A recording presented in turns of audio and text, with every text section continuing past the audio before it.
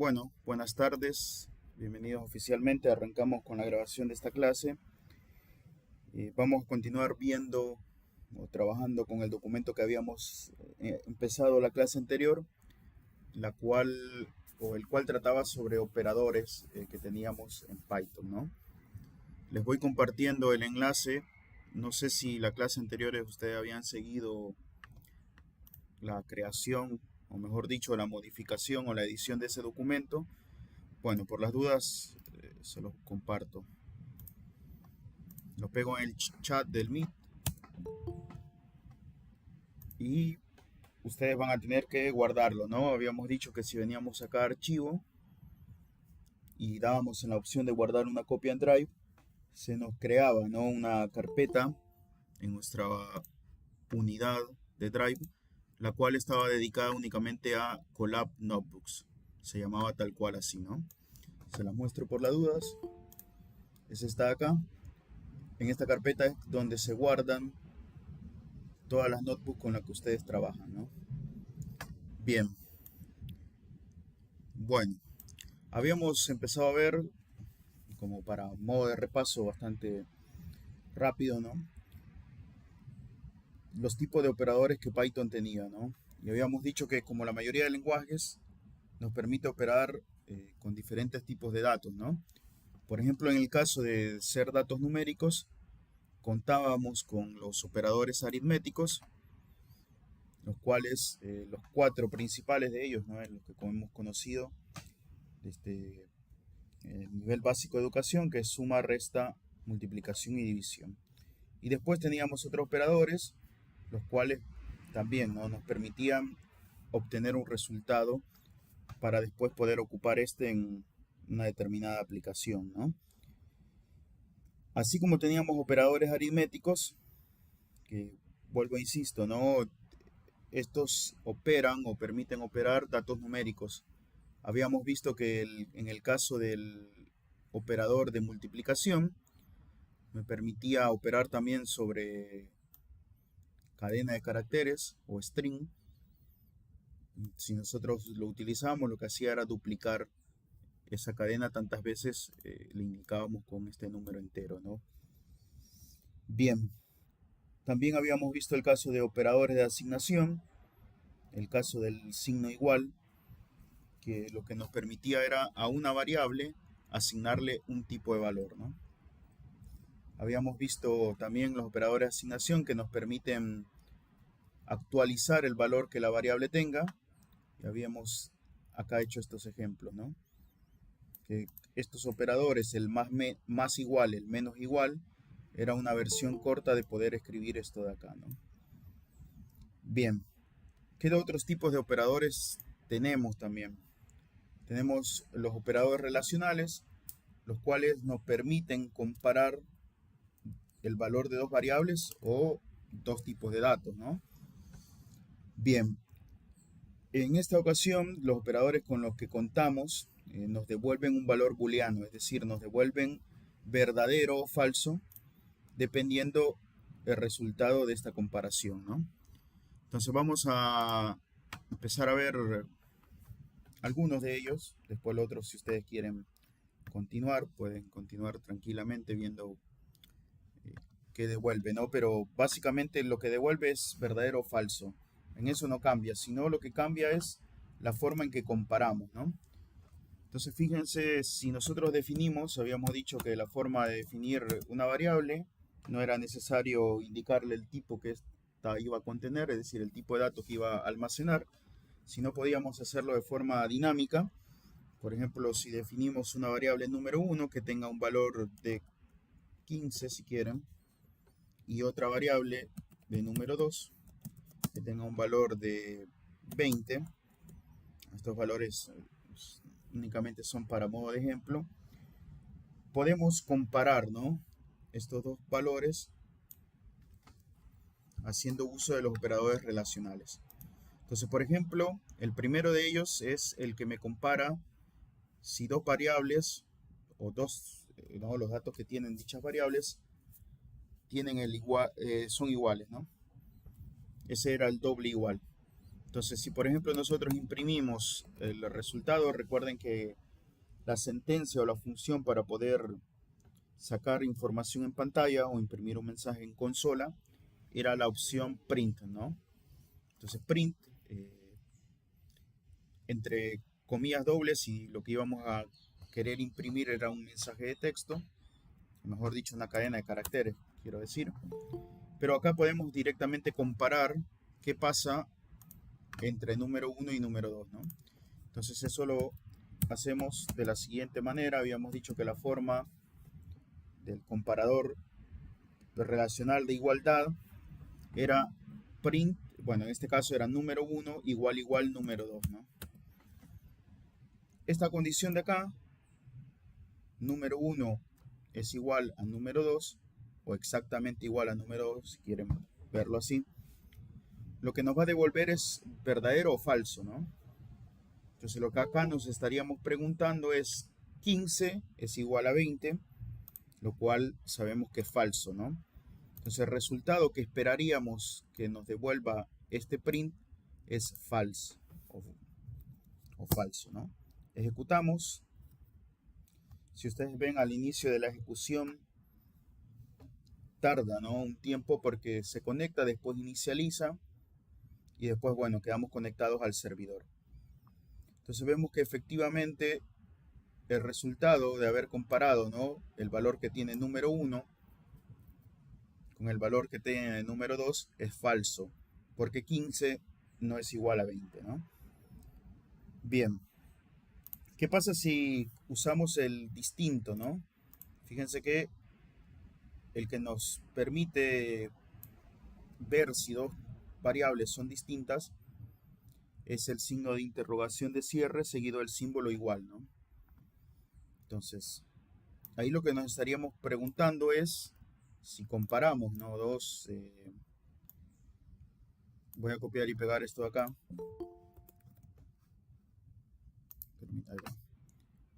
Comento esto.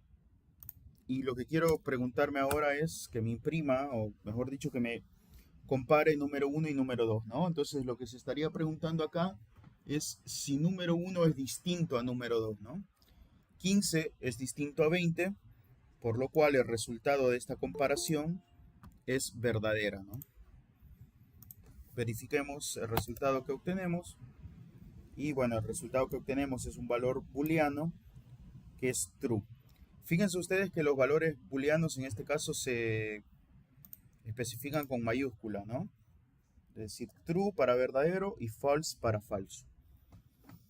Bien, así como teníamos estos operadores que nos permiten ver si algo es, o mejor dicho, dos variables son iguales, tenemos también el que nos permite comparar si es mayor, ¿no?, un número frente al otro. Entonces, por ejemplo, si de nuevo, ¿no?, quisiera imprimir el resultado de comparar el número 1 respecto al número 2, quiero ver si el número 1 es mayor al número 2, bueno, básicamente utilizamos el símbolo de mayor que, y el resultado acá de esperar es falso, ¿no?, porque 15 es menor a 20, por lo cual el resultado de esta evaluación, de esta condición o de esta relación es falsa, ¿no? Hasta acá esto se viene entendiendo. Recuerden ustedes que más habíamos visto esto quizá de una forma un poco rápida cuando vimos lógica de programación, ¿no? No sé si hay alguna pregunta en el chat. Buenas tardes, Pablo, ¿cómo va? Y así tienen los otros operadores, ¿no? Así como hay un mayor que, tienen un menor que, y tenemos en este caso el mayor o igual, ¿no? Este mayor es estricto y en cambio el menor o igual o el mayor igual contempla qué pasaría si los dos números son iguales, ¿no?, en el caso extremo. Bien, básicamente esto sería hacer copiar y pegar, solo que ahora, por ejemplo, si queremos usar el menor que, comparando número 1 frente a número 2, ¿no?, acá me estaría preguntando si 15 es menor a 20, lo cual es verdadero, ¿no? Por lo cual esperaríamos que nos devuelva un valor de true. Bien. Bueno, esto creería que no presenta mayor problema. Así como teníamos estos operadores de relación, tenemos los operadores lógicos o booleanos. Y recuerdan que también habíamos visto básicamente dos de ellos, ¿no? El AND y el OR. Que lo que nos permite es, si dos condiciones se cumplen en simultáneo, en el caso del AND, el resultado de evaluar esas dos condiciones nos arroja un valor de verdadero, un valor de true, ¿no? El caso del OR era suficiente con que alguna de las condiciones fuesen verdaderas para que al comparar las dos condiciones, estas fuesen verdaderas, ¿no? Y el operador NOT básicamente lo que me hace es negarme o cambiar el valor al contrario, ¿no? Si por ejemplo yo tenía true, me lo cambia a false, y caso contrario, si tengo false, o si tengo falso, me lo cambiaría a verdadero, ¿no? Entonces, bueno, ¿qué podríamos ver con, con el tema de operadores lógicos, ¿no? Entonces, fíjense si nosotros queremos comparar, ¿no? Si nosotros tenemos una variable edad que sea 18, ¿no? Y tenemos otra variable, habíamos visto anteriormente el caso en lógica, ¿no? Si viene acompañado, ¿no? Pongámosle. Y esta variable yo quiero que me tenga un valor booleano, ¿no? Puede ser verdadero o falso. Bueno, la persona supongamos que quiere ingresar, ¿no? A algún lugar en el cual hay dos requisitos. Primero, que sea mayor de edad y o venga acompañado. Eso ahora lo vamos a ver. Entonces, por ejemplo, si tenemos en este caso true, ¿no? Es decir, la persona viene acompañada y su edad es de 18 años. Y queremos evaluar qué pasaría si necesitamos que las dos condiciones se cumplan en simultáneo, ¿no? Entonces podría hacer tranquilamente un print. Si por ejemplo edad es igual, ¿no? Acá estamos utilizando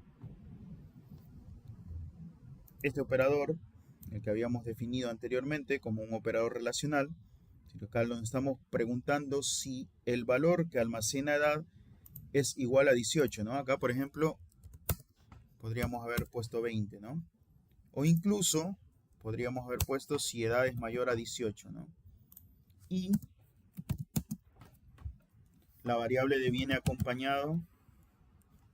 Esto se vería quizás un poco mejor con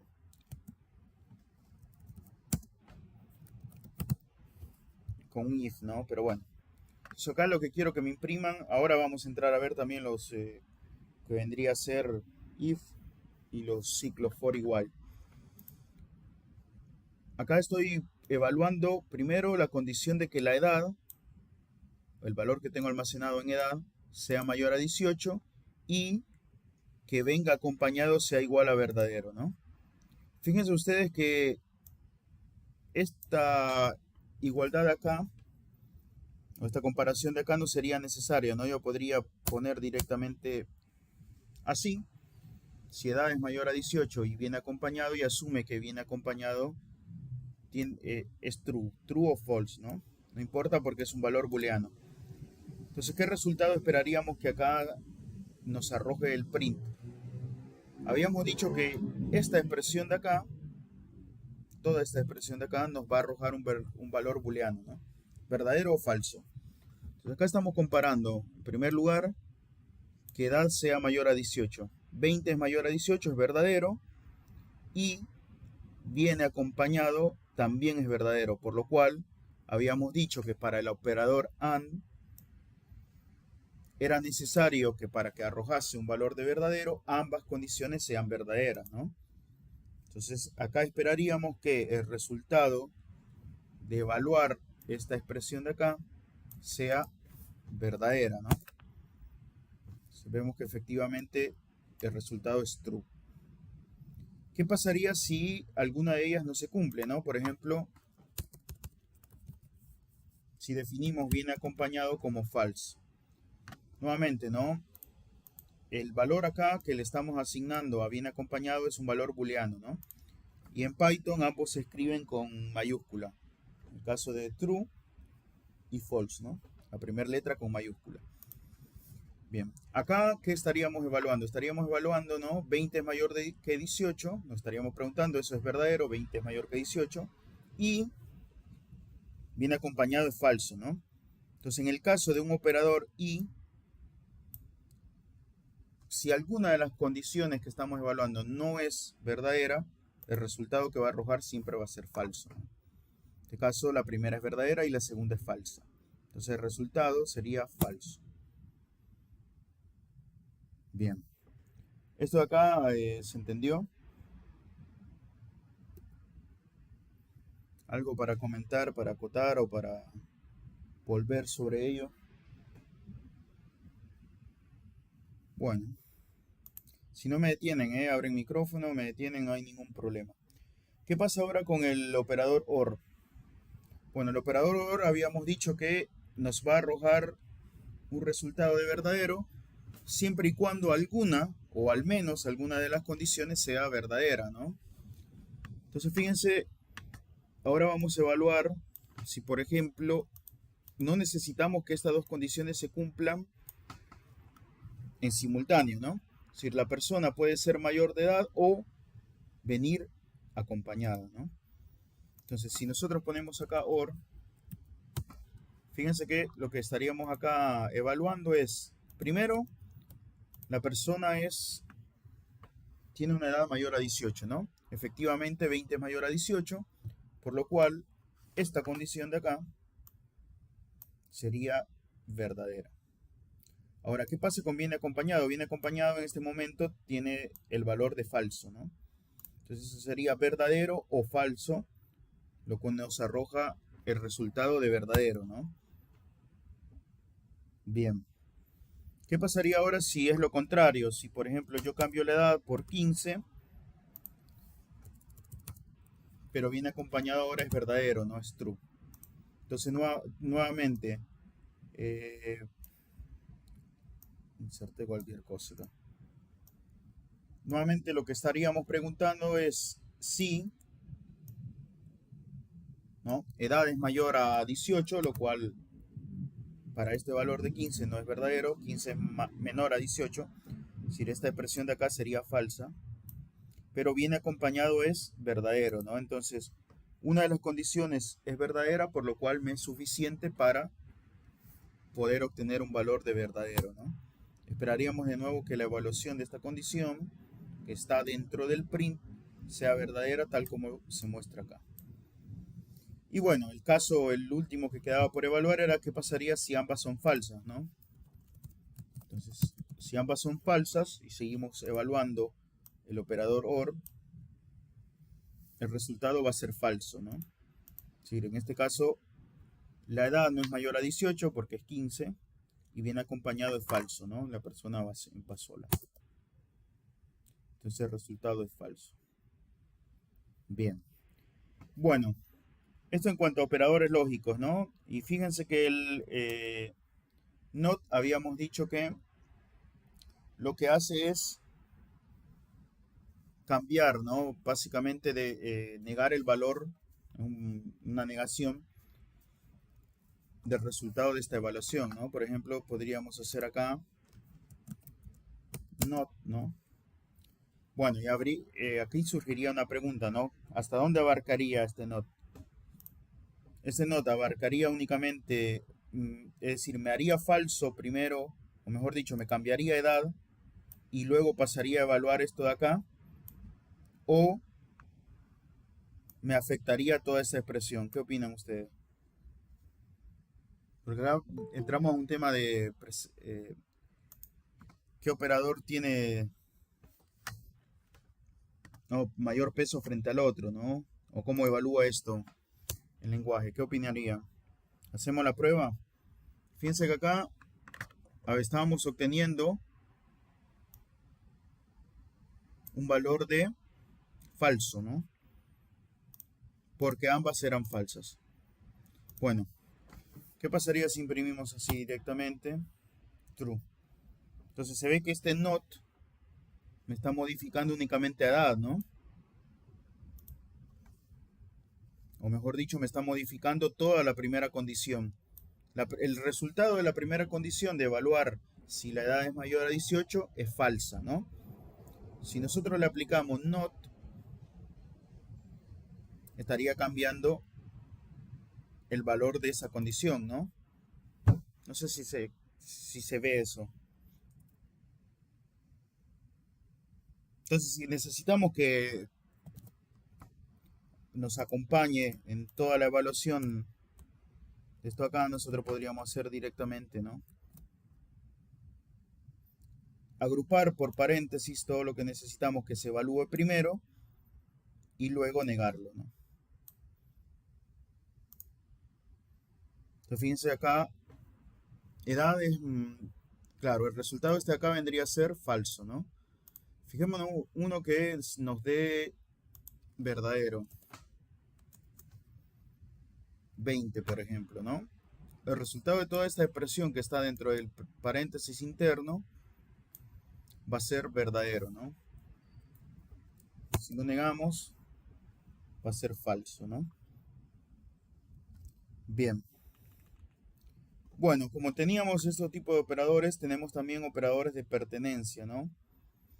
Y acá vamos a pensar un poco en lo que vendría a ser una estructura de datos o arrays, ¿no? Un arreglo, el cual me permite poder agrupar datos de una determinada forma, ¿no?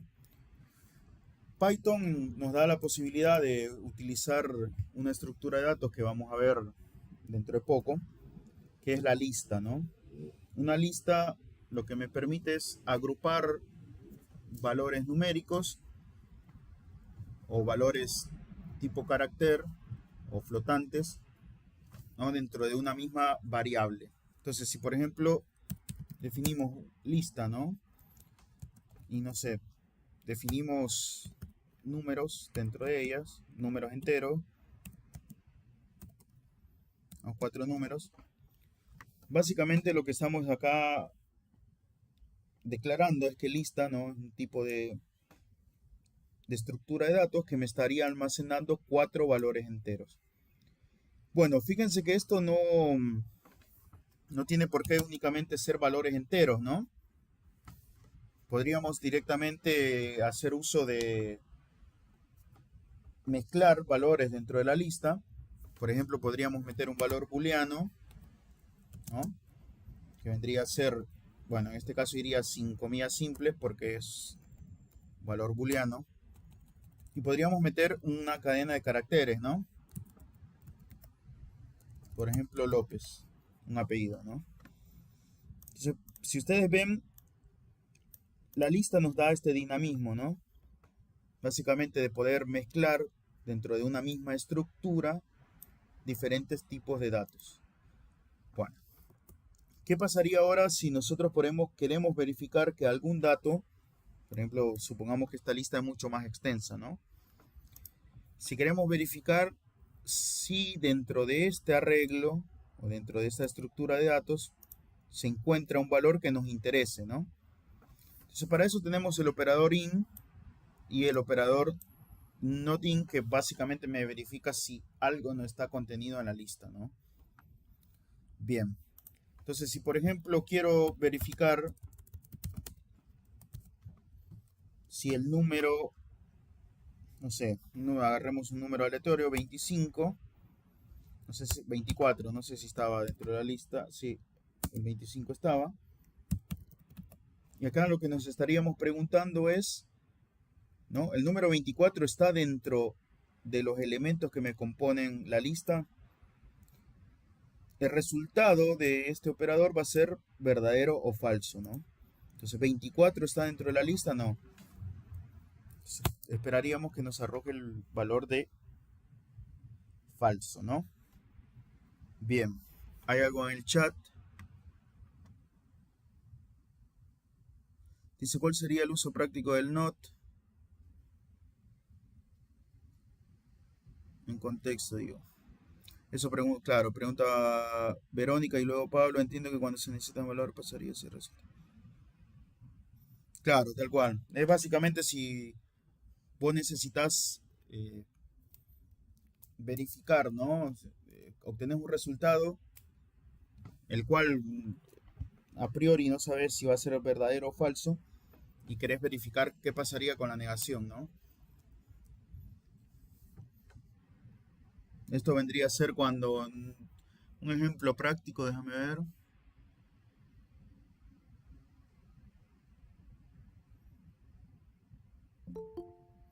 Sí, básicamente qué pasaría, tal cual como dice Pablo, ¿no? Si el resultado es opuesto, ¿qué pasaría, no?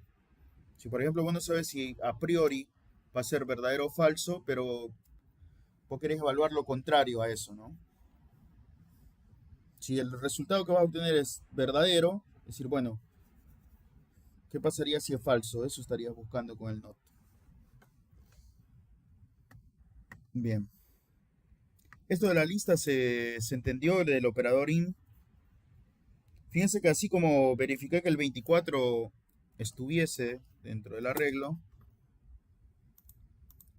puedo verificar cualquier otro elemento, ¿no? Por ejemplo, en el caso del apellido de López, en este caso López sí está, ¿no? Es el quinto, 4 es el sexto elemento que me compone la estructura de datos lista, por lo cual obtendría un valor de verdadero, ¿no?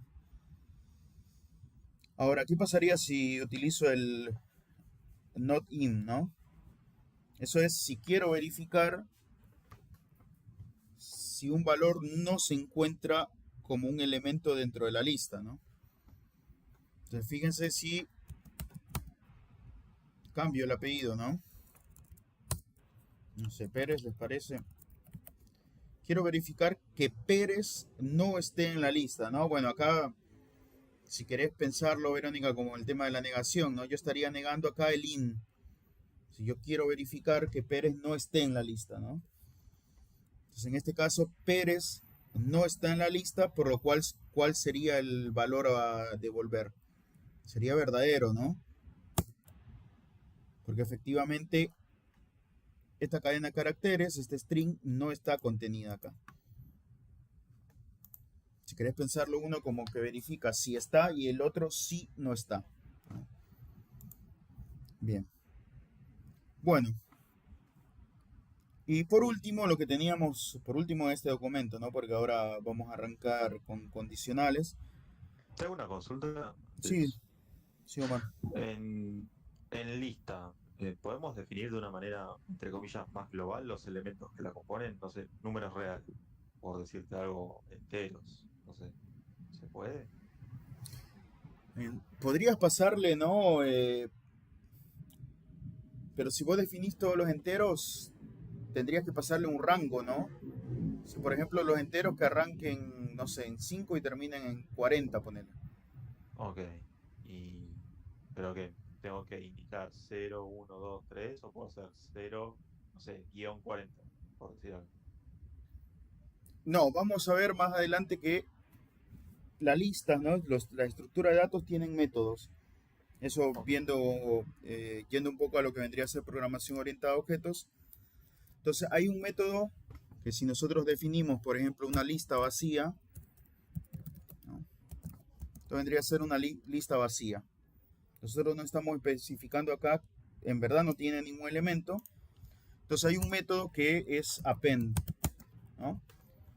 Si nosotros queremos agregar elementos a lo que vendría a ser esta lista vacía, podemos hacer uso de este método. Bueno, y para agregar una cantidad determinada de datos, puedes hacer uso de un ciclo for, ¿no?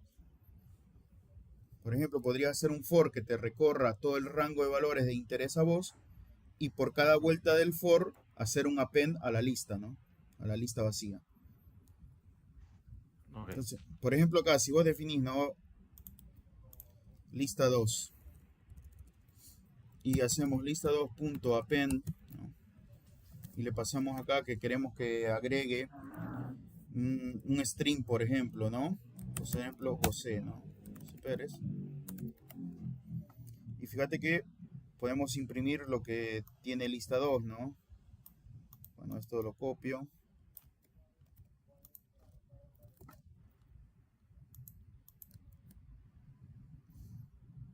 Y acá vendría a ser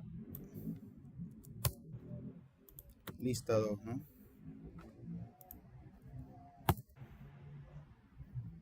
Sí, Pablo. Sí, ahí cuando puso lista append, puso lista, la primera es append y Correcto, dice tenés lista razón. 2.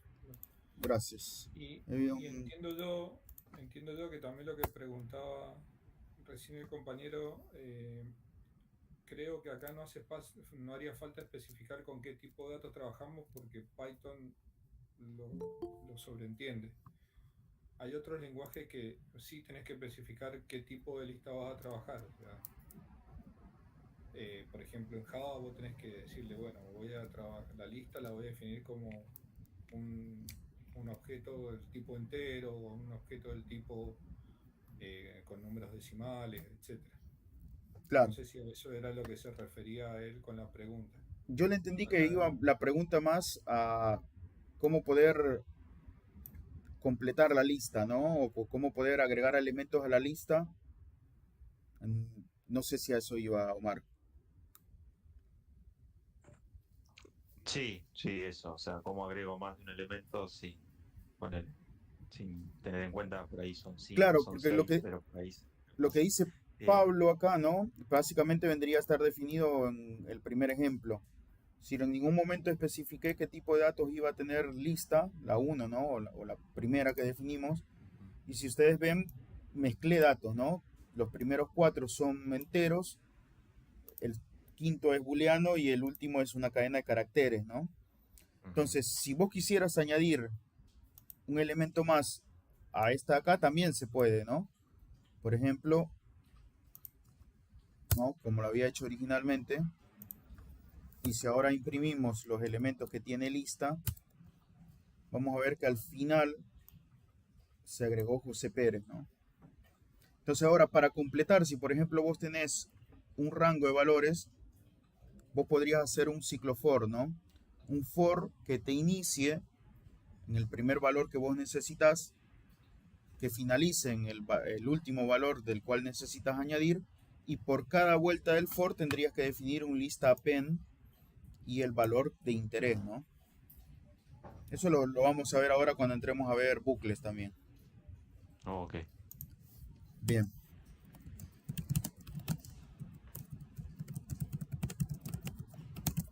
se lo dejo comentado. Eh, bien, eso estaría, ¿no? Ahora vamos a tomar cuando veamos estructuras de datos, porque así como tenemos lista, tenemos diccionarios, ¿no?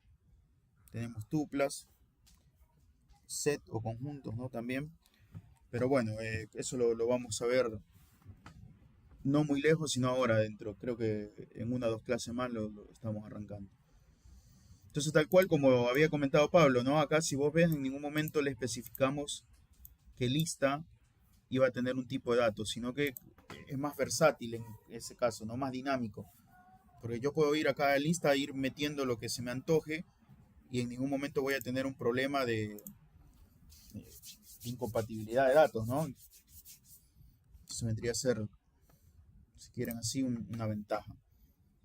Bien, en cuanto a entrada y salida de datos, habíamos visto el que venimos usando hasta el momento es print, ¿no? Para salida de datos. Entonces, así como tenemos la posibilidad de salir, tenemos la posibilidad de que el usuario ingrese datos, ¿no? Bueno, acá me parece que lo completamos, nada más porque está. Habíamos dicho que print entre los paréntesis había que definir, nos pide como parámetro lo que necesitamos que salga, ¿no? Por ejemplo, el clásico hola, codo a codo, ¿no? Si ejecutamos esto acá, vemos este mensaje, ¿no? Esto lo habíamos hablado al inicio. Bueno, así como tenemos salida, tenemos una forma para entrar, ¿no? Y el comando o la función para pedir un ingreso es el comando de input. Esto lo que hace es básicamente pedirle ¿no? A quien va a estar utilizando, en este caso, el software, que ingrese un valor, ¿no? Entonces fíjense que como dentro de input podemos definir también un mensaje, ¿no? Por ejemplo, ingrese su nombre, ¿no? Entonces, bueno, ¿qué me va a ejecutar input, ¿no? Se me va a mostrar un mensaje, acá me faltó una E al final, ¿no? Ingrese su nombre y acá la interfaz que me brinda Google Colapse es este cuadro de texto, ¿no? Si lo hacemos en Visual Studio Code por consola, nos va a pedir una entrada por consola, en lo cual, bueno, puedo definir el nombre, ¿no? Bueno, y no hace más nada, ¿no? En este caso podríamos asignarle, debido a que input lo que nos devuelve es una cadena de caracteres con el valor que ingresó el usuario, ¿no? Es la aclaración que hace acá con este importante, que todo dato ingresado se ingresa automáticamente como cadena de texto, ¿no? Aunque ingresemos un número. Bueno, ¿cómo podemos verificar eso, no? Por ejemplo, si pedimos que ingrese la edad, ¿no?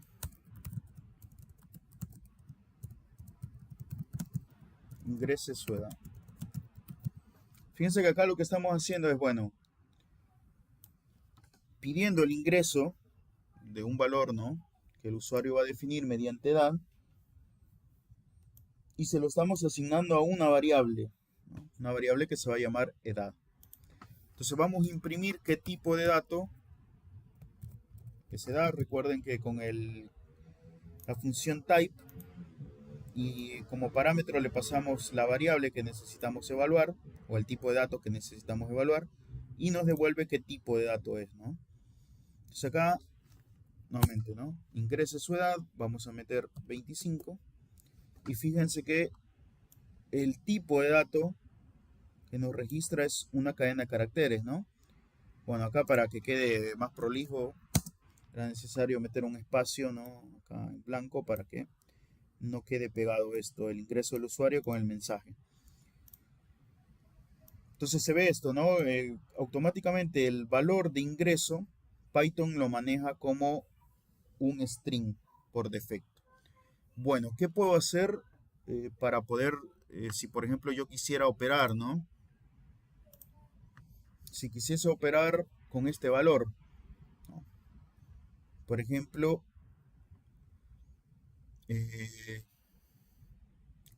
si quisiera sumarle, ¿no? Si quisiera, mejor dicho, hagamos lo siguiente. Vamos a obtener la edad, ¿no? Entonces fíjense que acá vamos a definir año de nacimiento.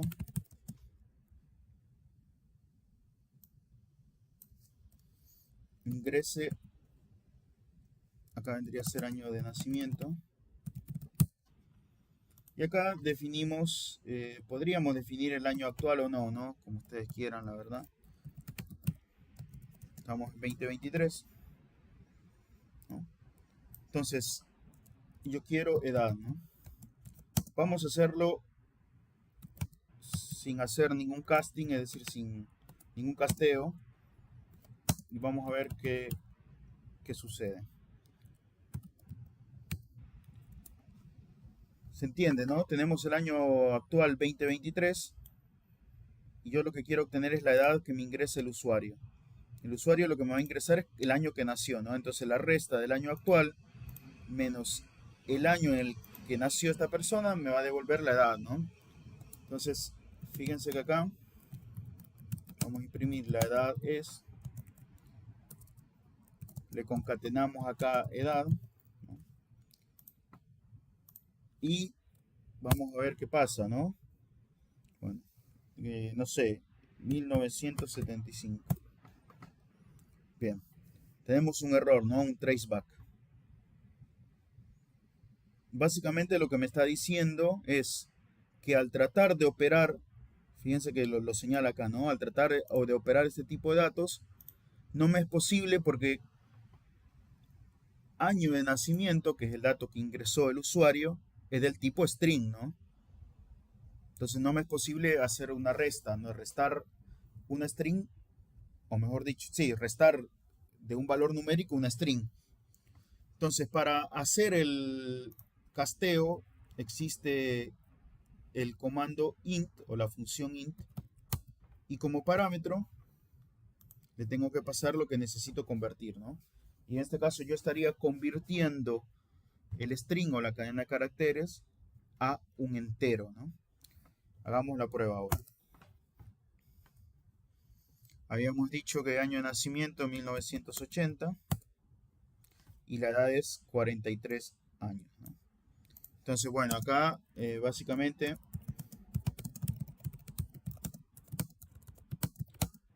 convertimos en este caso de string a entero, ¿no? Entonces se entiende esta parte, ¿no? Siempre que tengamos un ingreso del usuario o un ingreso a nuestro programa, va a ser del tipo cadena de caracteres. Entonces, dependiendo de cómo vamos a utilizar este de acá, necesitamos hacer la conversión, ¿no? Para después operarlo y ser consecuente en el tipo de operación que queremos realizar.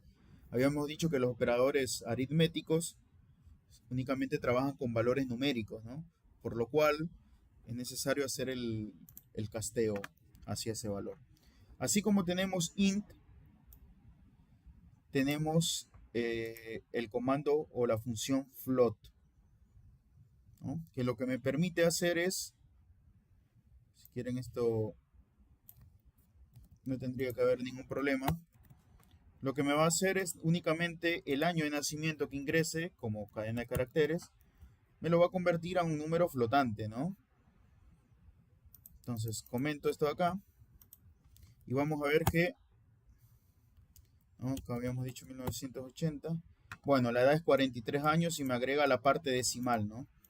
Que en el caso de una edad no tendría sentido porque, bueno, habría que ver si tiene o no sentido, ¿no? Pero se entiende que el float lo que me vendría a hacer es convertir el año de nacimiento de string a un valor decimal. Y luego, vieron que ustedes año actual es entero, ¿no? Fíjense que no fue necesario hacer un casteo de año actual, sino que asume, ¿no? Entero menos un flotante lo puedo realizar y automáticamente el resultado que me devuelve es un flotante, ¿no? Convertimos de string a coma flotante, si quieren. Bien. Bueno, hasta acá alguna duda. Si no, damos por finalizado este documento y ahora arrancamos con condicionales y los ciclos. Si quieren, mientras tanto, les abro el formulario de asistencia. Bueno, y lo dejo abierto. Bien, esto acá lo tienen en la planilla de la cursada también. Este documento va a quedar como resuelto por si ustedes después necesitan ir a ver lo que se hizo, ¿no? Nuevamente, vuelvo e insisto, el permiso que tienen es el permiso de lector, ¿no? Si ustedes guardan este documento, archivo o guardar en una copia en Drive, ahí van a poder modificarlo tranquilamente. Ahora vamos a trabajar con otro documento que es el que está en la planilla de cálculo como Notebook 2 limpio. Se los paso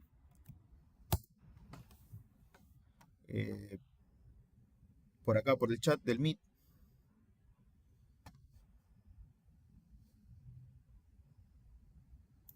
Cierro esto de acá. Y el documento con el que vamos a trabajar es estructuras de control de flujo, ¿no?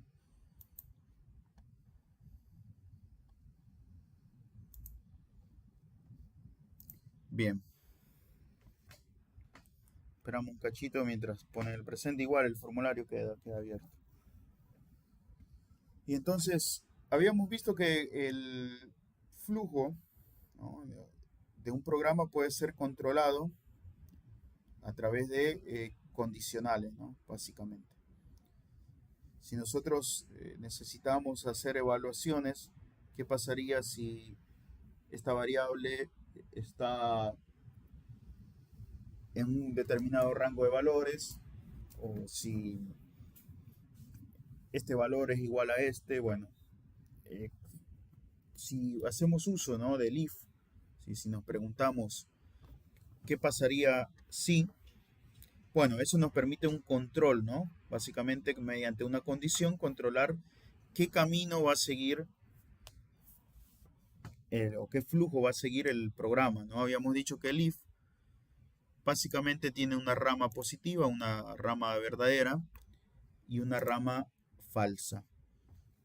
¿De qué dependía si tomaba uno u otro? Bueno, era del resultado de la evaluación de la condición que definimos. Arrancamos con un if solo, ¿no? Voy a definir una variable número si quieren, el cual sea, no sé, 4 les parece. Y voy a evaluar, me voy a preguntar si este número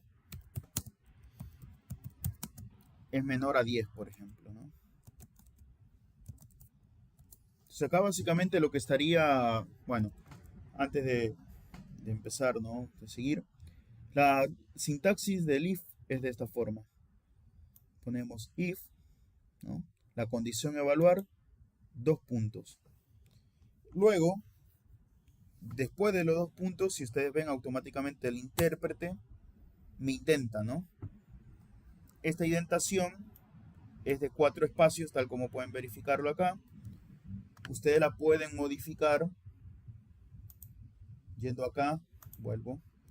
Fíjense que por cada celda tienen la configuración del editor, ¿no?, el símbolo de engrane o engranaje.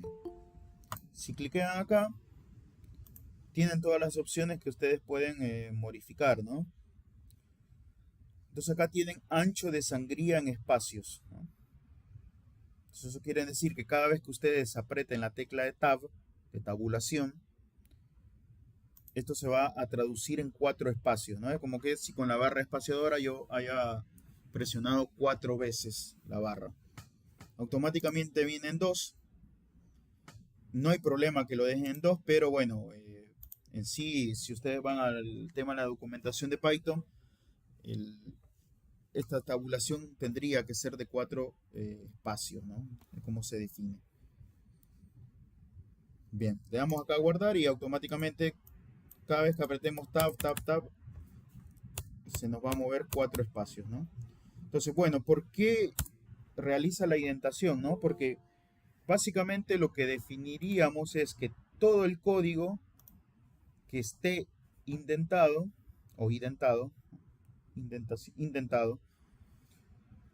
se vendría a ejecutar si el if o el resultado de la evaluación del if es verdadera, ¿no?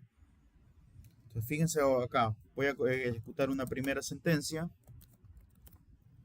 print, el número es, si esto es verdadero, ¿no?, se va a ejecutar, eso quiere decir que el número es menor a 10. Vean. Bueno, ¿qué pasaría? Probemos esto y ahora hacemos un par de pruebas más. Nuevamente tarda en conectar, ¿no? Pues fíjense que primero dice conectando, después inicializa y por último, bueno, estaríamos corriendo desde el... Fíjense que acá dice conectado al backend de Google Computer Engine, ¿no? Incluso nos da... No sé si en esta otra comisión preguntaban la otra vez los valores que nos asignan, ¿no? Es decir, la RAM que estaríamos utilizando el servidor y la capacidad de almacenamiento que tendríamos, ¿no? Fíjense que acá en algún momento le dice que comprar más unidades acá, ¿no? Si ustedes quieren más recursos, tienen la opción también de comprar. Pero bueno, eso es nada más como para mostrarle. Entonces, acá no ejecutó, ¿no?, el código. Bueno, en primer lugar, lo que se evalúa es esto de acá, ¿no? Que el número sea menor a 10. 4 es menor a 10, por lo tanto, esta evaluación es verdadera, o el resultado de evaluar eso es verdadero.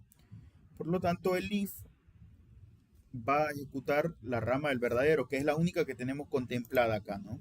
No tenemos qué pasaría si esto no es verdadero, ¿no? Ahora lo vamos a ver. Pero vemos que se ejecutó esta sentencia, ¿no? ¿Qué pasaría si a mí se me olvida indentar, ¿no?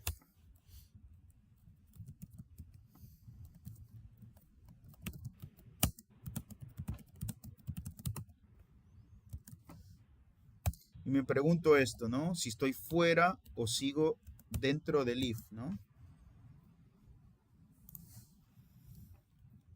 ¿Ustedes qué piensan? ¿Se ejecuta? ¿No se ejecuta? ¿Tira algún error?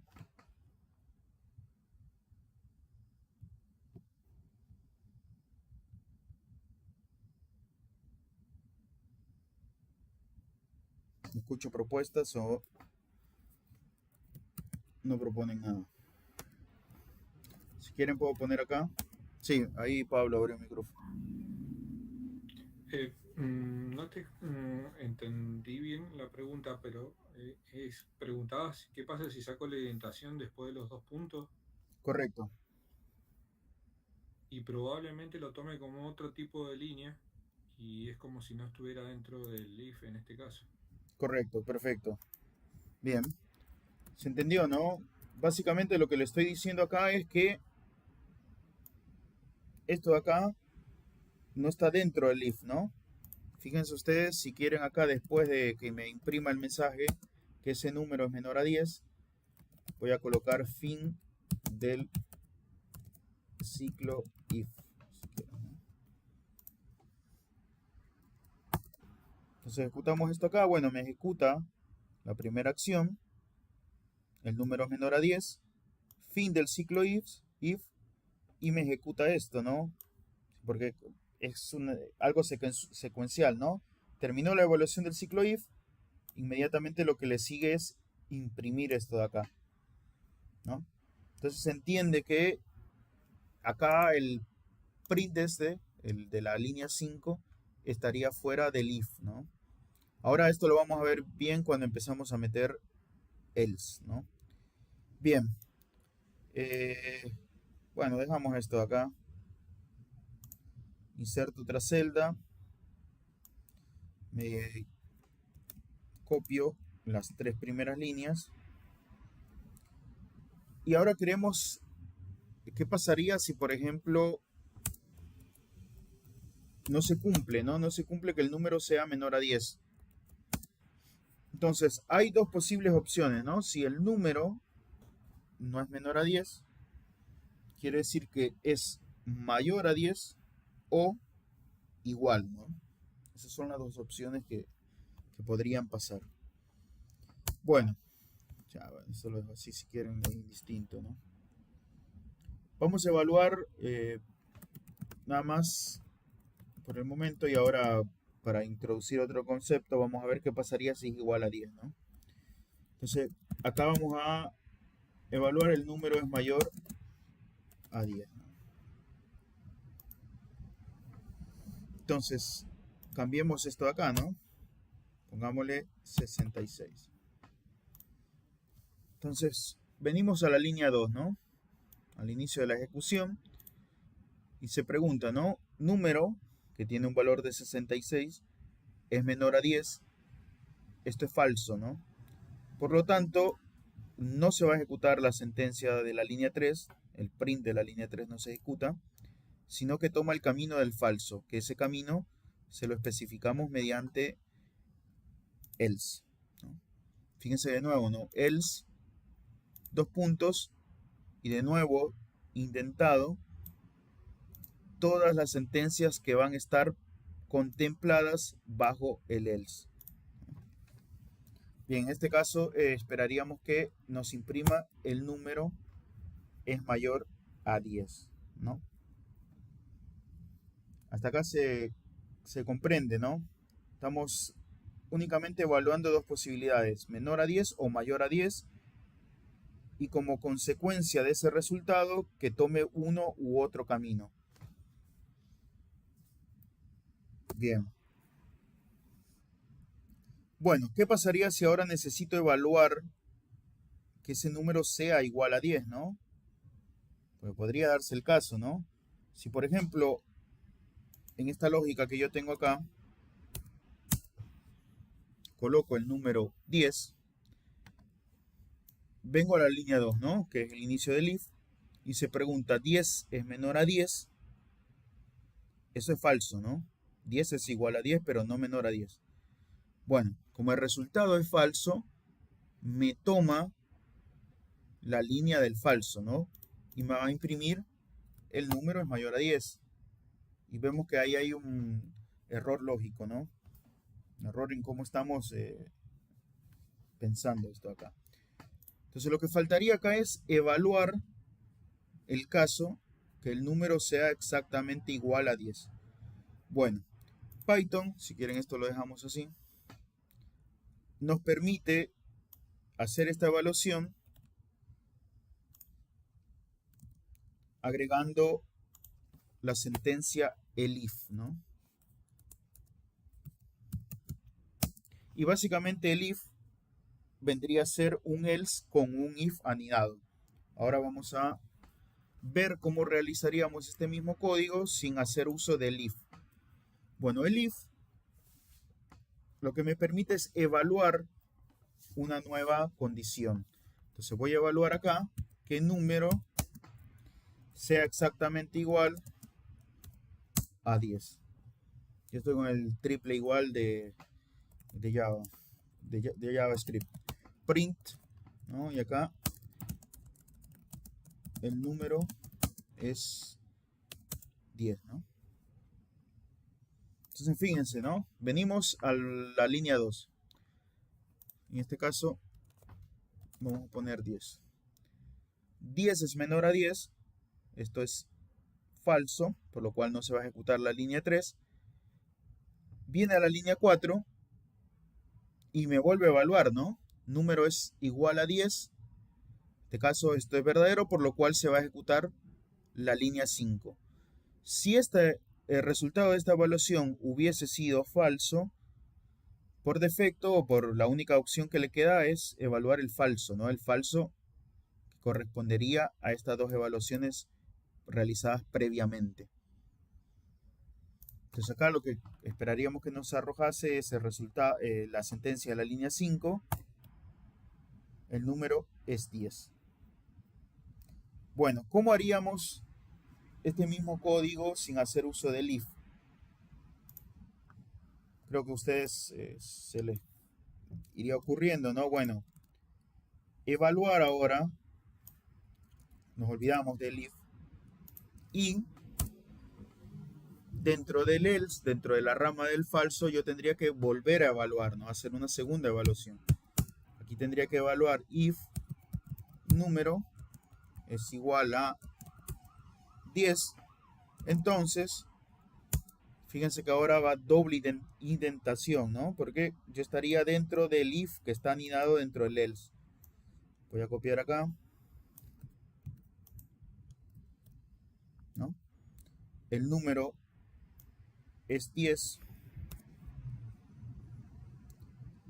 Y necesitaríamos evaluar, ¿no? Si esto no se cumple, necesitaríamos evaluar que sea menor o mayor a 10, mejor dicho. No es necesario, ¿no? Porque la única opción que le estaría quedando, o bueno, pensémoslo un poco. Bien, acá en este caso 10 es menor a 10, ¿no? 10 no es menor a 10, esto es falso, agarra el camino del else. Viene acá y se pregunta, ¿no? ¿Número es igual a 10? Sí, esto es verdadero, por lo cual me ejecuta este print, ¿no? Pero sigo estando dentro del else, por lo cual se me va a ejecutar esta sentencia de acá. Hagamos la prueba, creo que es más fácil verlo con la prueba. Bueno, primero me dice, listo, el número es 10,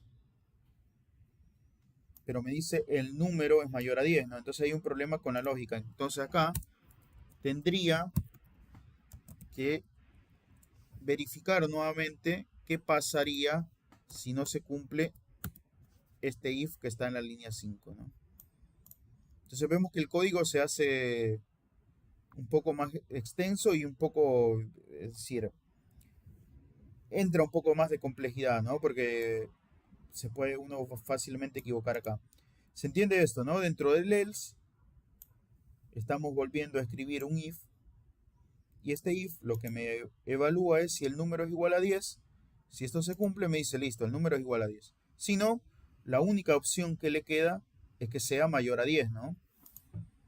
Entonces, corremos esto acá y vemos que únicamente nos imprime el número es mayor a 10. Es 10, perdón. ¿Qué pasa si es mayor a 10? El número es mayor a 10. Entonces vemos que este código de acá es equivalente a este de acá. Lo único que acá tenemos la ventaja que si se cumple la condición que estamos evaluando con el if, no se evalúa el else, ¿no? El else se va a evaluar únicamente si alguna de todas las condiciones que están arriba de él resultan en falso. Bien. ¿Esto se entendió?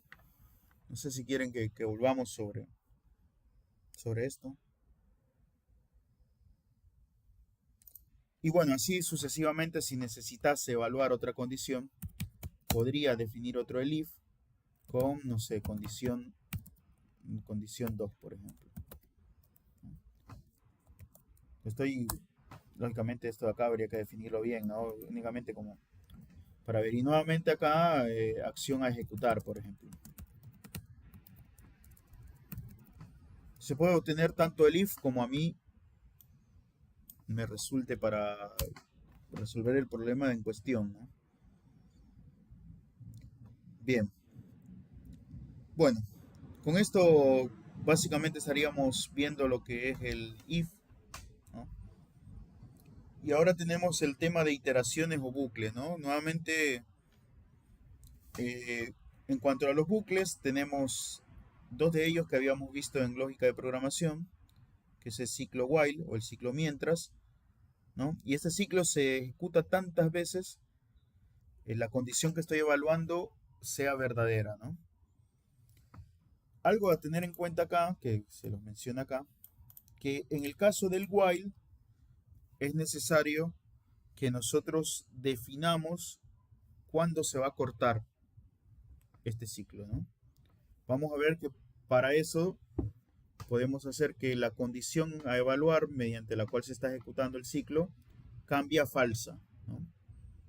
O podemos hacer uso también de otras sentencias como la sentencia de break, ¿no? Eso está también contemplado a ver acá. Bien, bueno, vamos con while. Entonces, vamos a ver algo para ver. Por ejemplo, ¿no? Si definimos una variable, nuestra querida variable número, y queremos que, mejor dicho, armemos un contador, creo que es la forma un poco más para verlo, ¿no? Contador igual a 0 o igual a 1 si quiero. Y quiero que me cuente desde el 1 hasta el 20, ¿no? Entonces voy a evaluar mientras el contador sea menor o igual que 20, ¿no? Porque quiero que me contemple el límite del 20. Nuevamente, ¿no? Fíjense que la sintaxis es while, la condición a evaluar, dos puntos, al apretar enter automáticamente el intérprete me indenta y todas las líneas de código que estén indentadas se van a ejecutar cuando se cumpla la condición del while, cuando esta condición sea verdadera. Mientras esto sea verdadero, se va a ejecutar todas las líneas que indentemos, ¿no? Entonces acá lo que quiero que me imprima es el valor del contador, ¿no? Para ver por dónde voy. Bien. Bueno, así tal cual está el código. Ustedes dicen que de funcionar va a funcionar, ¿no? Porque la condición a evaluar para entrar al while se estaría cumpliendo, ¿no? 1 es menor o igual que 20. Efectivamente 1 es menor a 20, ¿no? Entonces me va a imprimir contador, ¿no? El tema que esta condición va a seguir siendo verdadera hasta que nosotros cambiemos este valor, ¿no? Se entiende que acá como está entraríamos en un bucle infinito, ¿no?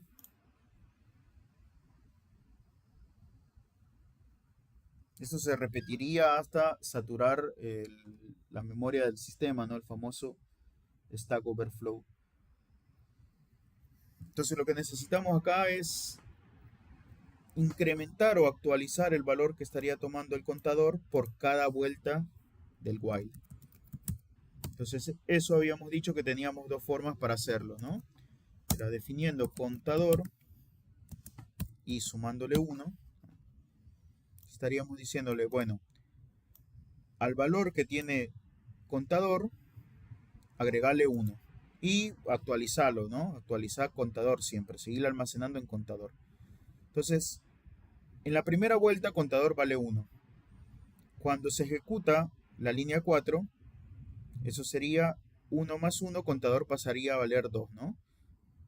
Volvemos a esta evaluación de acá, 2 es menor a 20, sí, es verdadero, por lo cual me va a imprimir ese 2, y así sucesivamente. Bueno, probemos. Fíjense ustedes que nos imprime del 1 al 20, ¿no? Bien, la otra forma, que esto lo habíamos visto cuando vimos operadores de asignación, era definir la forma corta de esto, ¿no? Contador más igual 1. Y estaríamos colocando esto mismo de acá únicamente de forma abreviada, ¿no? Entonces vemos que el resultado no cambia, ¿no? Que vendría a ser no sé, forma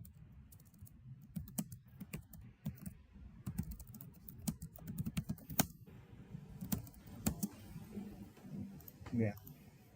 Bueno, entonces nuevamente, ¿no? Es importante que a la hora de utilizar while definamos de alguna forma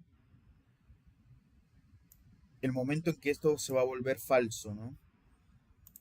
Vemos que nosotros a priori no sabemos, o mejor dicho, no definimos cuántas veces esto se pueda repetir, ¿no? Bueno, acá sí, porque lógicamente estamos contando de 1 a 1 hasta que el valor sea igual a 20, hasta que el contador sea igual a 20. Bueno, otro ciclo en el cual de entrada nosotros le imponemos las iteraciones o las repeticiones que va a realizar es el ciclo for, ¿no? Entonces for lo que me permite, otra de las opciones que tiene también es recorrer un objeto iterable, ¿no? Como objeto iterable podemos definir las listas, ¿no? Por ejemplo, la lista habíamos definido que es una estructura de datos, la cual me permite juntar, ¿no? Sí, juntar datos. Por ejemplo, en el caso de Python, me daba la posibilidad de poder mezclar los tipos de datos, ¿no? Por ejemplo,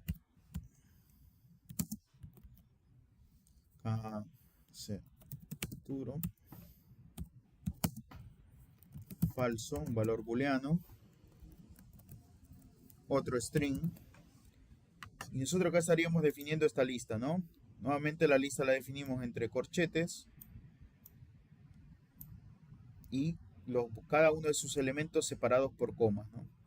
Entonces acá estaríamos hablando de una lista de 5 elementos, ¿no? La cual no tiene un tipo de dato uniforme, ¿no? Sino que estamos mezclando enteros, flotantes, cadena de caracteres y booleanos.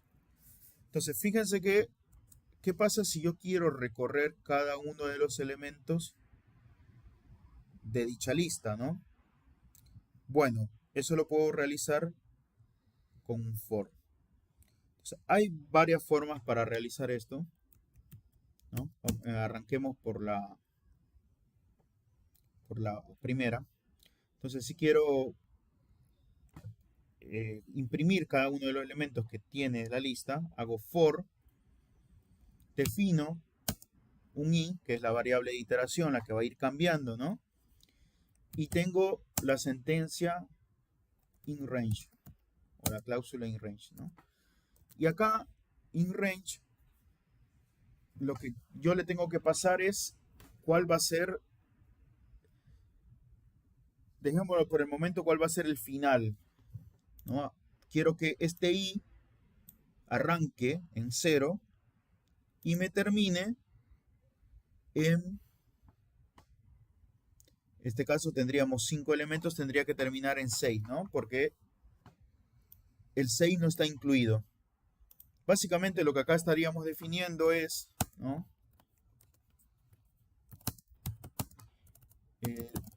La variable i iría desde 0 hasta 5. Bien, igual acá saben que ustedes que me alcanzaría con 5, ¿no? Porque fíjense que la forma que tiene para indexar, en este caso lista, arranca en 0, ¿no? Habíamos dicho en lógica que el primer elemento de la lista le corresponde el índice 0, al segundo el índice 1, entonces tendríamos 0, 1, 2, 3 y 4. Esos serían los valores que yo necesitaría que i me tomase para poder recorrer la lista. Sí, Pablo. No, justamente te iba a comentar lo que acabas de decir. Ok, Que perfecto. el rango llegaría hasta 5 porque empezaba en 0, pero bueno, Correcto. ya está. Perfecto. Entonces acá la variable i iría desde 0 hasta 4, ¿no? Fíjense que después de definir el rango, ¿no? Del cual quiero que me vaya i, ¿no? O cual ocupe i, coloco 2 puntos de vuelta. Acá no me lo va a intentar porque yo estoy dando enter después del comentario, ¿no? Pero si aprieto tab, automáticamente, o si quieren, para que lo vean, esto para no hacer código sucio, ¿no? Lo pongo anteriormente. Y vendría a ser el comentario de que la variable i iría desde 0, si quieren lo ponemos numéricamente para contraste más, desde 0 hasta 4, ¿no? Entonces si aprieto enter acá vemos que intenta, eso no quiere decir, bueno, todo el código que vas a escribir intentado va a estar dentro del for, ¿no? Entonces acá lo que puedo hacer es directamente print, ¿no? Y voy a imprimir el valor de la lista que le corresponda a la vuelta del for en la cual esté. Entonces para llamar un valor de una lista, la mando a llamar por el subíndice. Habíamos dicho que, no, si quieren acá, podemos no sé, escribir índice, solo un poco acá. A este le correspondería el índice 1 al 0, al 5 al valor 5, al primer valor, le correspondería el 2, a este le correspondería el 3 y a este le correspondería el 4, ¿no? Bueno, estos valores de acá, que verían ser los índices de la lista, ya están contemplados en este i que he definido acá, ¿no? Entonces la forma de mandar a llamar el primer valor vendría a ser, entre corchetes, yo le paso el índice que necesito, o el índice del elemento que necesito traer, ¿no? Entonces, por ejemplo, para la primera vuelta del for, me estaría llamando al valor que tenga el índice 0, que es el 5. Bueno, ejecutemos esto, ¿no? Fíjense, 5, 8,9, Arturo, falso, Celia. Bien, ¿qué otra forma tengo para recorrer los elementos de la lista, ¿no? Bueno, para eso tengo el operador in de nuevo, pero fíjense ustedes que se vuelve más compacto, ¿no? Bueno, por lo menos no necesitamos, por ejemplo, acá definir de dónde a dónde quiero que vaya, ¿no? por ejemplo yo hago for i inLista, dos puntos, print i, ¿no? O si quieren, podríamos acá poner for elemento en lista que me imprima ese elemento, ¿no? Bueno, ahí voy a tener un typo porque había puesto elemento y estaría solucionado. Entonces acá lo que le estaríamos diciendo es, para cada uno de los valores que estén en la lista, imprimirlo. Si ustedes ven una forma más corta, ¿no? Pues en primer lugar, no necesitamos definir o no necesitaríamos a priori saber cuántos elementos tiene lista, ¿no? Ustedes me van a decir, bueno, también hay una función para obtener la cantidad de elementos de la lista, ¿no? Que es la función de length o de longitud. Ahora lo vamos a ver. Pero este operador de acá, el operador in, básicamente lo que me hace es, me itera, ¿no? O me recorre cada uno de los elementos de la lista. Entonces fíjense que el resultado que vamos a obtener va a ser el mismo. Si quieren acá podemos agregar, ¿no? Agrego un ¿cómo es esto? Escape de carácter. Nada, sí, ¿no? Un escape. Una línea, un enter, estoy agregando acá, una nueva línea. Para diferenciar esto de acá, ¿no? Aquí vendría. No, acá me lo estaría agregando por cada vuelta del for. Básicamente puedo imprimir acá, ¿no? Print. Y tendríamos que esperar. Qué manera de complicarme. Imprimámoslo acá, ¿no?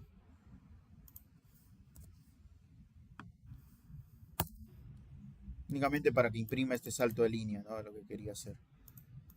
Como para diferenciar, esto de acá lo hicimos usando inRange y este resultado acá hicimos uso únicamente de in, ¿no? Vemos que nuevamente es bastante poderoso este operador in, ya que nos permite recorrer un objeto iterable, ¿no? Después eso, en cuanto a eficiencia, es decir, eficiencia referida al cálculo, al tiempo de cálculo, si ustedes ven, si tenemos una lista bastante grande y comparamos cuánto tiempo tardaría este frente a este de acá, vemos que este de acá tiene mayor eficiencia, ¿no? Este al tener un nivel de abstracción mayor, generalmente eso se paga con tiempo de cálculo, ¿no? Cálculo de cómputo de cálculo. Bien. Eso de acá se entendió.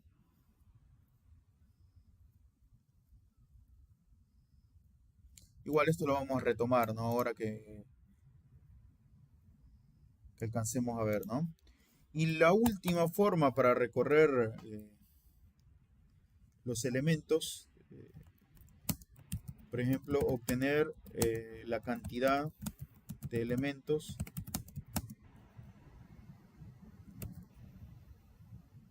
de la lista, ¿no? Es la función length. Entonces, si por ejemplo yo utilizo print, ¿no?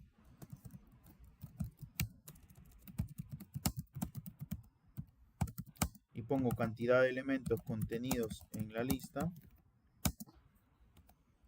y lo concateno al resultado que me va a arrojar length. Si ustedes ven, automáticamente la ayuda del intérprete nos dice, ¿no? Que retorna el número de ítems que tiene un contenedor o la lista, ¿no? En este caso. Entonces la función es length y acá le tendríamos que pasar la lista, ¿no? Entonces acá tendríamos que esperar que nos arroje. Ocupo esta secuencia de escape que lo que me hace es me mete una línea, un salto de línea, para que después de Celia me meta una línea en blanco y me imprima ese mensaje, ¿no? Entonces, cantidad de elementos contenidos en la lista es 5, ¿no?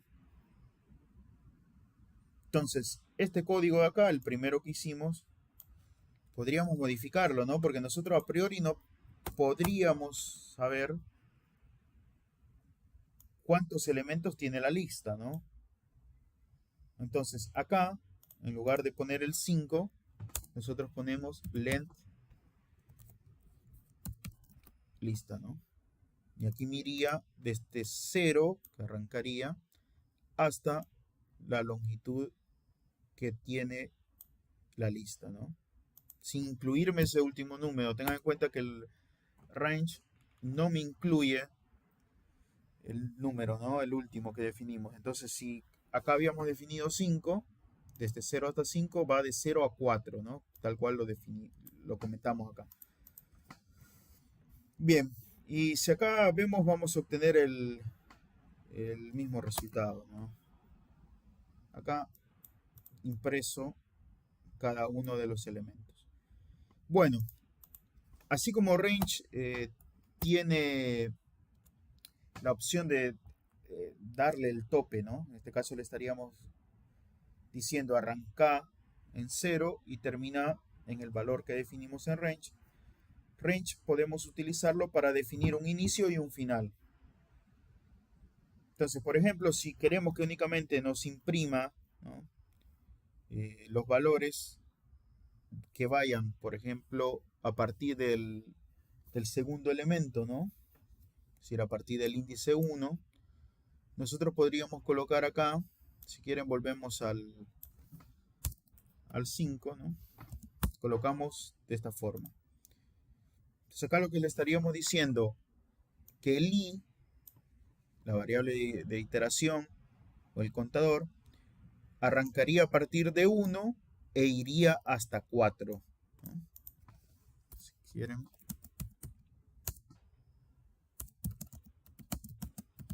La variable empezaría en 1 e iría hasta 4, ¿no? Entonces únicamente me va a empezar a imprimir a partir del 8,9, ¿no? Imprimimos esto de acá y vemos que arrancó como 8,9, ¿no? Si quieren acá.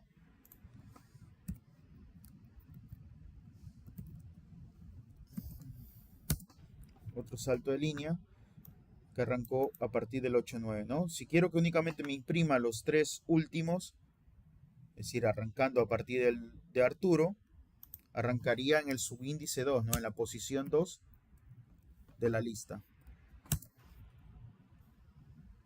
Entonces vemos que arranca Arturo, el valor booleano de falso y el número o el nombre del string, ¿no? De Celia, la cadena de caracteres. Entonces vemos que para recorrer una lista hacemos uso del for, ¿no? Del for lo podríamos hacer con while también, ¿no? Es medio raro, parece más intuitivo con un for. Y tenemos la forma de hacerlo utilizando inRange y la otra forma que era utilizando el operador in, ¿no? Básicamente esta variable que definimos acá va a ir tomando cada uno de los elementos que me compongan la lista, ¿no? Vendría a ser, sí, en otro lenguaje está, ¿no? El for each, siempre que esto sea de forma iterable, ¿no? Bien, bueno, creo que por hoy estaríamos. Esto lo veríamos la clase que viene. Bueno, acá estaba lo del método length, que lo tocamos, ¿no? Básicamente me indica la cantidad de elementos de mi objeto, ¿no? Iterable. Y como objeto iterable puede ser una cadena de caracteres, una lista, como habíamos dicho, una tupla o un diccionario, ¿no? Por ejemplo, si defino una variable nombre, ¿no? Bueno, el método length. ¿Es método o función? ¿Qué dicen ustedes? Pues método pareciera que hace mención a un objeto, ¿no? No sé, cosas de Por ejemplo, nombre Carlos, ¿no? Entonces, si quiero definir cuántos caracteres tengo acá, ¿no?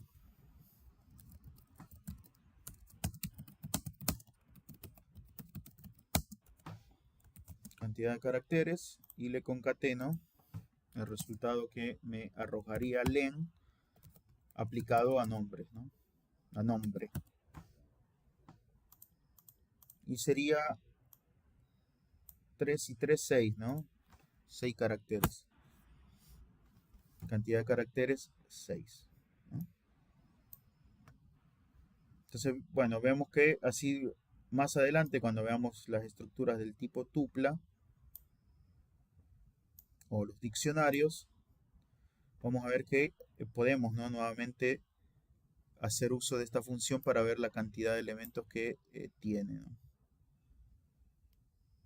Bien, bueno, gente, no sé si hay alguna pregunta al respecto. La clase que viene vamos a ver de sentencias, que lo que nos permite es, si por ejemplo acá en el while no queremos trabajarlo, perdón, acá con un contador, podríamos, ¿no?, evaluar si se cumple una determinada condición, utilizar un break, y ese break lo que haría es cortarme el ciclo. Básicamente me truncaría la vuelta ahí y la vuelta siguiente no se ejecutaría. Pero bueno, eso es lo que estaríamos arrancando a ver la clase que viene. Y déjenme ver qué más teníamos como para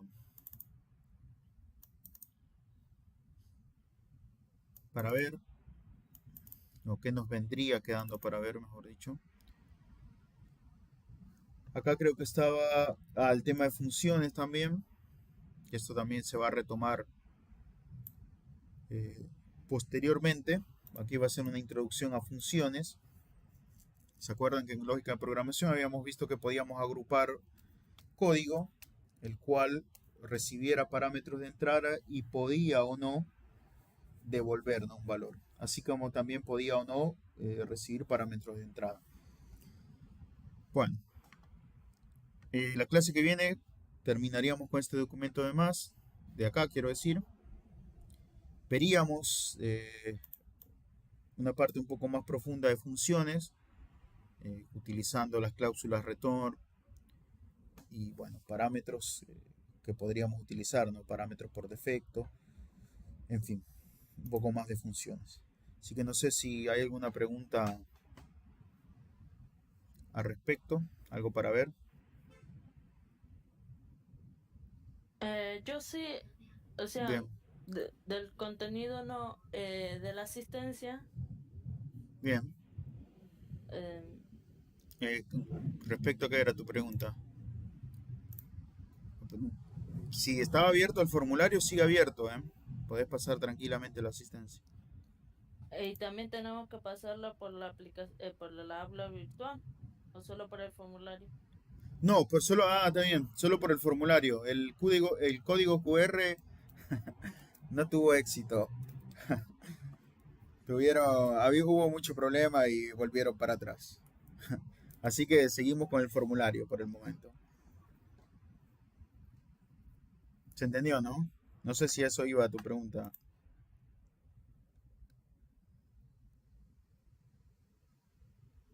Sí, y también otra cosa más respecto a los if y a los for. O sea, cuando vimos if y for utilizamos una sola línea en el caso de print.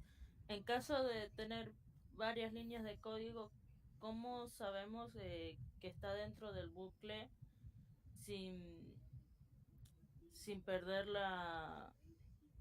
O sea, cuando hagamos línea más larga, ¿cómo sabemos si está dentro del bucle esas líneas? Por la indentación. Fíjate que acá, para algo que esté un poco más limpio, tomemos este de acá, ¿no? Tomemos todo esto de acá. Y insertamos acá después de esto. Vamos a trabajar con esta lista de acá, ¿no? Entonces fíjate que la línea 5 se ejecutaría dentro del ciclo for, ¿no? Porque hay una indentación, es decir, que el código este está desplazado frente al inicio de la línea 4 caracteres, ¿no? Que son estos que vos podés ver si sombreas. Esos 4 puntitos que se ven es la indentación, ¿no? Entonces, si yo, por ejemplo, vuelvo a apretar Enter, ¿no? Agrego una línea 6. Si vos ves, automáticamente el intérprete me sigue indentando, ¿no? Porque asume que quiero seguir dentro del for. Si quiero salir dentro del for, tengo que quitar esa indentación, ¿no? Fíjate, hagamos la prueba, ¿no? Dentro del for. Y acá, sin la indentación, fuera del for, ¿no? ¿Cuántas veces pensás que se va a ejecutar dentro del for?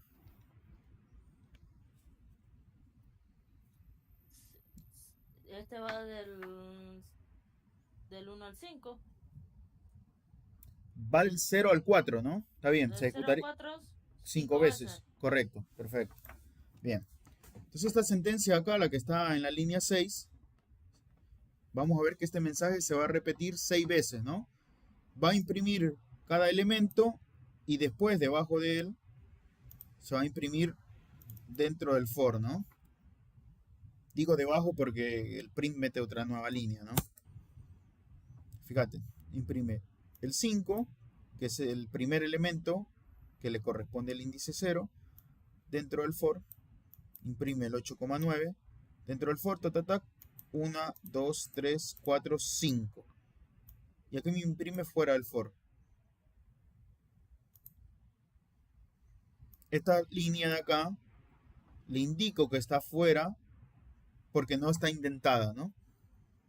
Si yo la indento, ¿qué pasaría? Hagamos la prueba. Fíjate que me está imprimiendo también 5 veces fuera del for, ¿no? Tenemos una, bueno, acá está la primera, la segunda, tercera, cuarta y quinta. Entonces lo que me indica que estaría dentro del ciclo, vamos a ver cuando definamos funciones también, qué está dentro de esa función o qué código se va a ejecutar dentro de esa función. En fin, el for no vendría a ser una función, si lo querés ver así. Lo que me ejecutaría siempre dentro del for vendría a ser todo lo que esté indentado respecto al inicio del for, ¿no? Entonces, si vos, por ejemplo, acá quisieses, ¿no?, evaluar una condición, if, ¿no? Y acá vendría a ser, ¿no?, si quisiera evaluar qué lista estoy buscando, ¿no? Buscaría dentro de los elementos de la lista aquel que me sea igual a 8,9 o igual a Arturo, si querés. Entonces, quiero que esto sea igual a Arturo, ¿no? Estoy metiendo un if dentro del for, ¿no? Entonces, fíjate que cuando apreté Enter acá después de los puntos, me indentó 2 veces, ¿no? Porque me dice, bueno, ahora vas a seguir dentro del for, pero vas a estar dentro del if, ¿no? Si esta condición se cumple, si el elemento que corresponde a la vuelta del for que yo estoy dando es igual a esta cadena de carácter, a Arturo, voy a imprimir elemento encontrado, ¿no? Bueno, ¿cuántas veces sería de esperar que se imprima esto de acá, ¿no? ¿Y cuándo? Esto sería de esperar que se imprima una sola vez y cuando el elemento que estamos analizando en la vuelta coincida con el índice 2. Entonces fíjate, ¿no? Inmediatamente después de Arturo me imprime elemento encontrado, ¿no? Para los otros casos no me lo imprimió porque esta condición de acá no fue verdadera, ¿no? No sé si ahí se entendió más, Lucía, o se terminó de... Sí, ahí sí. o te confundí más. Si no, volvemos, ¿eh? No, no, está bien. Lo que Bueno, pasa es que la costumbre de usar llaves, que claro, puede tal ser, cual, sí, porque sí, ¿no? Incluso si vas a otro lenguaje, bueno, el if, la condición vos la colocabas entre paréntesis y llaves, ¿no? Y lo que estaba contenido en estas llaves era lo que se iba a ejecutar si esta condición era verdadera, tal cual. Acá lo que te marca eh, dónde está contenido este código es la indentación. Fíjate que acá hay 4 espacios y aquí hay 8 espacios, ¿no? Eso quiere decir que esta línea 7 le pertenece al if. Bien, bueno, si quedó esto claro y no hay otra pregunta más, nos estaríamos viendo el próximo jueves, ¿no? nos vemos el jueves. Muchas Bueno, gracias. no de nada. Bueno, gente, finalizo.